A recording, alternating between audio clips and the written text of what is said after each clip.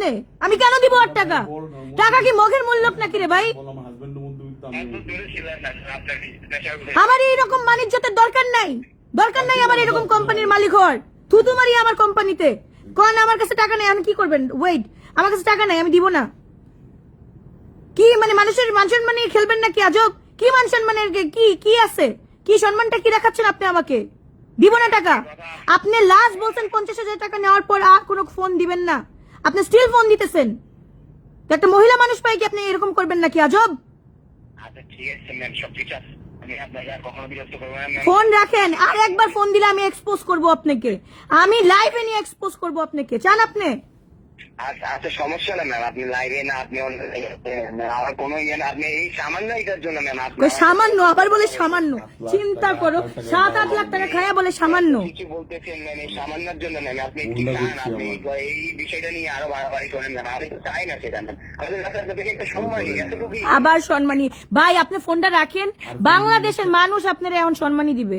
আপনি ফোনটা রাখেন, বাংলাদেশের মানুষ আপনার এখন সম্মানী দিবে।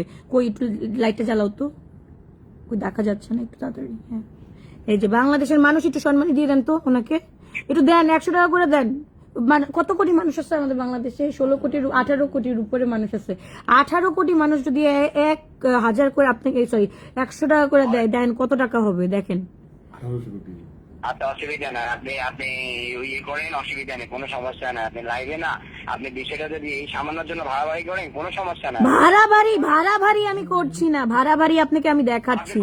আপনাকে আমি ওয়ার্ন করছিলাম, আমি গতবারেও ওয়ার্ন করছিলাম যে ভাই এরকম করেন না। 50,000 টাকা নিছেন, চুপ থাকেন। আপনি আবার ফোন দিচ্ছেন। সমস্যা নেই ম্যাম, আপনি ভাড়াবাড়ি করলে উভয়ের ক্ষতি, তো সমস্যা নেই, আপনি ক্ষতি উভয়ের করবেন। এই যে আমার ক্ষতি দেখেন, শুনেন আমার ক্ষতি, এই যে দেখছেন, এইভাবে এনারা ব্ল্যাকমেইল করে এইভাবে টাকা খায়। সো আমি সবাইকে বলবো যে এই যে এইরকম যে কতগুলা আছে নরপিশাচ, না আমি কাইটা দিচ্ছি, যাক মানে এটাই তো বলি যে এখন বলতেছে ক্ষতি নিবে না।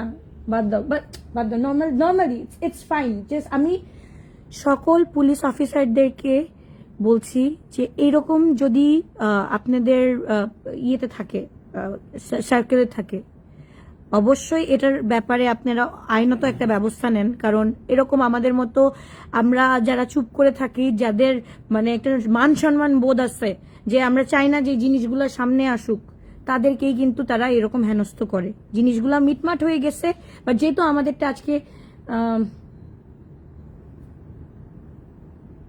আসতেছি, হ্যাঁ, সো এই যে এই জিনিসগুলো হয়েছে, সো এটা আপনারা একটু মানে আজকে আমি জাস্ট দেখাই দিলাম, যেহেতু আজকে আমাদের অনেক অনেক কি হয়েছে, যে সম্মানটা আমি কিসের সম্মান রাখবো ভাই?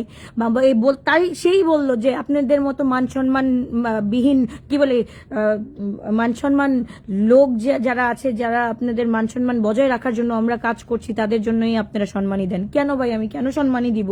আমার কেস উঠে গেছে, আমার সব উঠে গেছে, আমি এখন সংসার করতেছি, আমাদের মিউচুয়াল আন্ডারস্ট্যান্ডিং করাই দেওয়া হয়েছে হাইকোর্ট থেকে। তো কেন এখন আমি তাদেরকে টাকা দিব? কেন আমি টাকা খাওয়াবো? এখন হচ্ছে গিয়ে যদি কোনো কেস উইথড্র করতে চান আপনারা, তখনও বলবে কেস করার সময়ও যেই হ্যাসেল পোহাতে হয়েছে আপনাদের, উইথড্র করার সময়ও এখন হ্যাসেল পোহাতে হবে। তাহলে বাংলাদেশের আইনকে আমি কিভাবে শ্রদ্ধা করব? বাংলাদেশের আইনকে আমরা কিভাবে শ্রদ্ধা করব আপনারা বলেন? কিভাবে শ্রদ্ধা করব? বা বাংলাদেশের মানুষই বা কিভাবে শ্রদ্ধা করবে বাংলাদেশের আইনকে, যদি এইভাবে মানুষকে দিনের পর দিন, রাতের পর রাত এরকম, মানে আমার মতো একটা, দেখেন আপনারা বলছেন যে কেন তুমি বিয়ে করতে গেছো, পুরান জামাইকে ভুলতে পারো নাই, নতুন জামাইকে নিয়ে সংসার করতেছো। আমাকে একা একটা মেয়ে লিটারেলি সব জায়গায় যেভাবে পারতেছে সেভাবে হেনস্থা করতেছে। কেন রে ভাই, মগের মূল্য নাকি যে একা একটা মেয়ে থাকা যাবে না? একটা বছর কি নর্মাল মনে করেন? একটা বছর, এক বছর 4টা মাস, 1 বছর 4টা মাস আমাকে এইভাবে আইন, মানে এই যে পুলিশ বাহিনী বলে